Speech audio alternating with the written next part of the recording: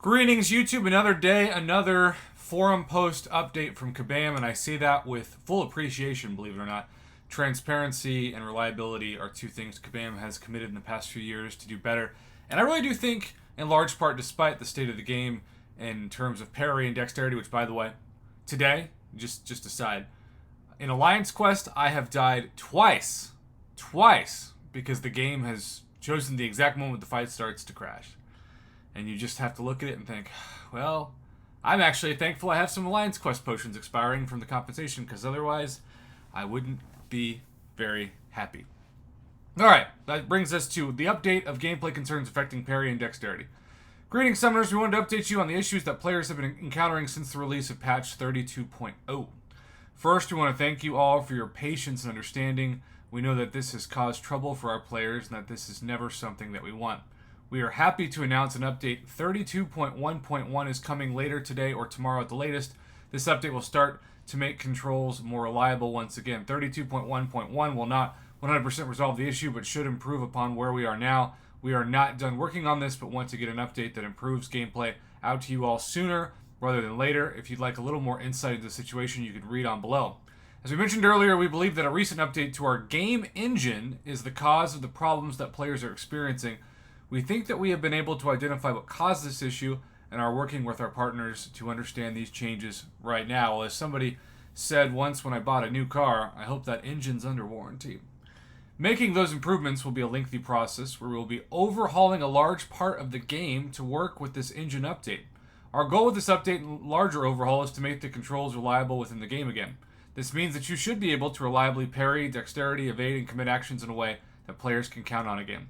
We will continue to make adjustments to ensure these controls respond properly and feel good again. Our two major goals with the update are going forward to reduce the input lag on our systems to create a more responsive game, to create new systems that will be robust and produce a reliable input response. Now for a topic that has come up many times, compensation for this issue. We understand that the issue has caused delays in new content and may have put summoners in a place where they would use resources, I should say, and otherwise would not have.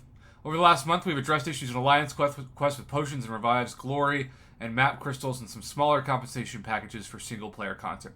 We will be ending these smaller compensation packages now and plan to give summoners a package of items and resources to address the delay in Alliance War seasons. This will not be based on previous Alliance War season standings, which means if you're somebody like me who doesn't do Alliance War, I gotta take my glasses off for this, I may actually get some compensation I don't deserve.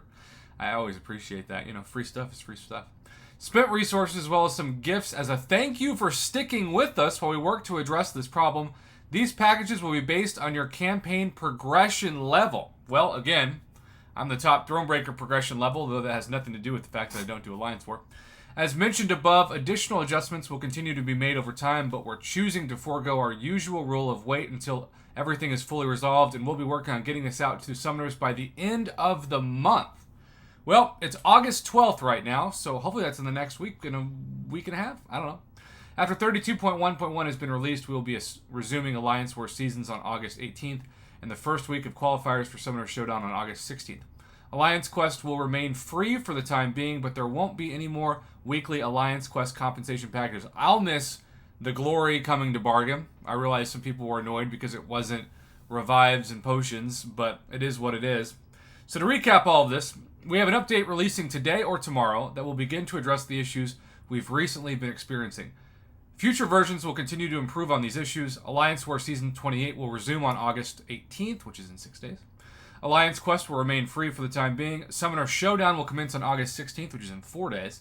Expect a compensation package heading your way before the end of the month. Once again, thank you for all your patience and look forward to more information as we progress.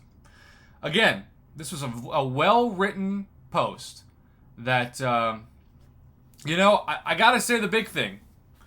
Hopefully, in the compensation package, I know they haven't done this but a couple times, but it's at least the justification worth of resources that you would have spent units on. I get messages all the time that say, Prof, you miss the boat when it comes to your videos dissecting compensation, because as nice as potions and revives are, they usually just go into my overflow. If Kabam really wants to give me what I spent, give me units. I get that perspective. Then you're free to spend the units if you don't want to buy those potions that you used or revives that you used on things like featured cav crystals or, who knows what you want to use your units on.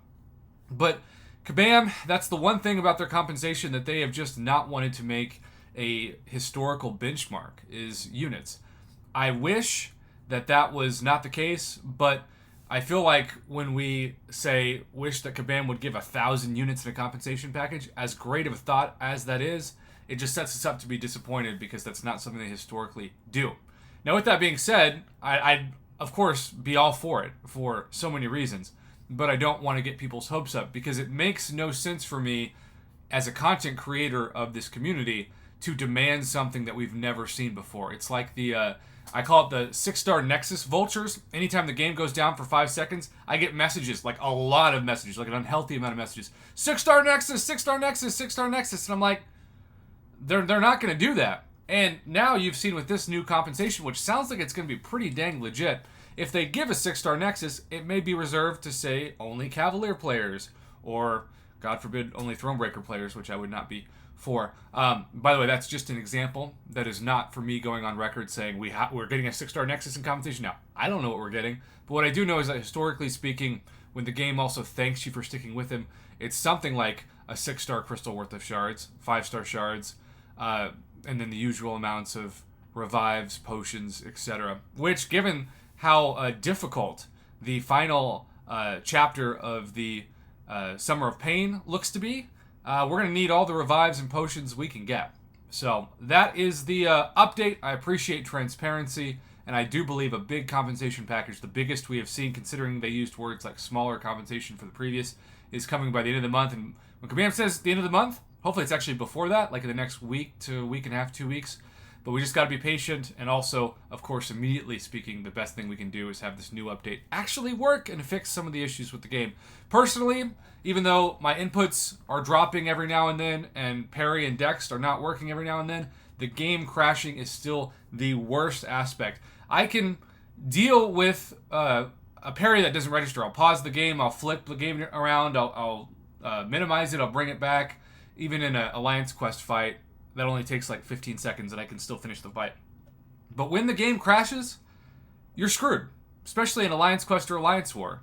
It doesn't matter if parry or dexterity were working if you lose 50% health, and especially in Alliance War if you register a kill to no fault of your own. And I feel like Kabam hasn't really addressed that in these messages.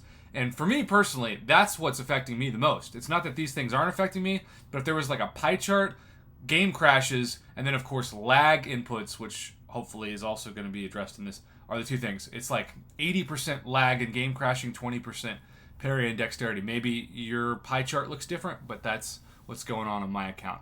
Thanks for watching, and thanks again to Kabam for being transparent. The compensation package news is definitely important, and hopefully by the end of the month, most of us at least, will be happy with what they give us.